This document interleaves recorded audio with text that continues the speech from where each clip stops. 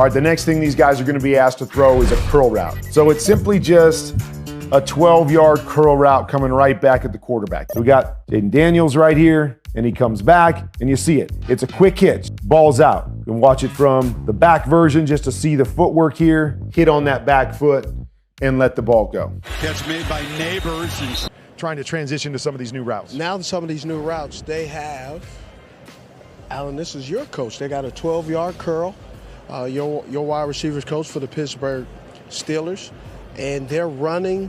They want to go 10 yards, go to 12, come back towards the quarterback. This will be interesting because how do they come back towards the quarterback? Do they put their foot in the ground and come correctly back at the quarterback, or do they stop, run around the house a little bit, gather, and then get there? And when you run around the house, that allows the slingshot, right, where this the active hands of DB can now undercut the receiver. Well, and we talk about timing, Alan, before you go into this. Like, I'm throwing this at the back of your head. Like, this thing is gone before you're turning around. So it's so important when you turn that corner, you don't roll the corner. Correct. You put that foot in the ground and you come straight back at the quarterback so that ball is right on your forehead. Definitely, and typically curl routes are day one install anticipatory throws. Like you said before, you're anticipating where this receiver is going to be coming out at. So you don't want to be, like Steve said, you don't want to round the cone. You don't want to get fishtail. You don't want to give the defender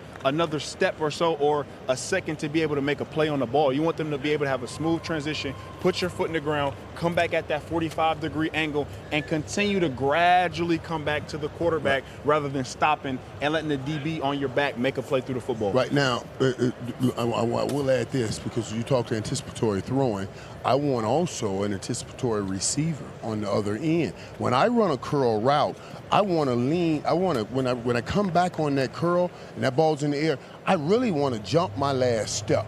I want to jump into the ball the last step and land both legs parallel, so I have either way. I can feel the pressure of the DB. If he's coming inside, I'm flipping out. If he's coming outside, I'm flipping in. Now I'm working on run after catch, even before I catch the ball.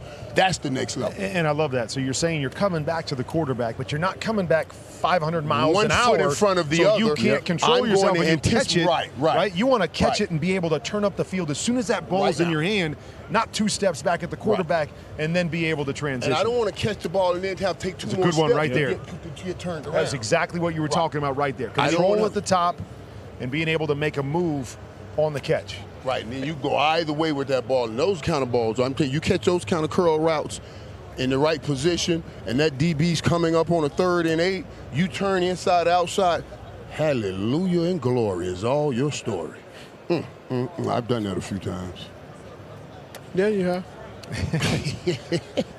And always watching the quarterback, too. I always say firm but soft. Firm but soft. You're not trying to throw it through them.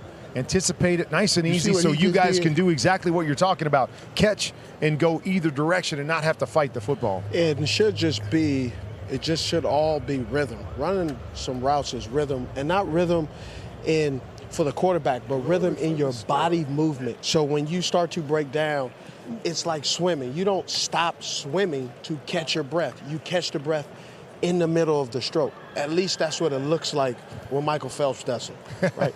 But when wide receivers, you run, break down, come back, and as you're coming back, now you are pulling your hands through. He's a guy that the coaches love. He's a run game dude. He'll block. He's a proven special teams player. You guys saw Lad McConkey, his teammate in the first group, had a really good day catching the football. This group's running some pretty clean, crisp routes. I want to go grab a football and throw a few.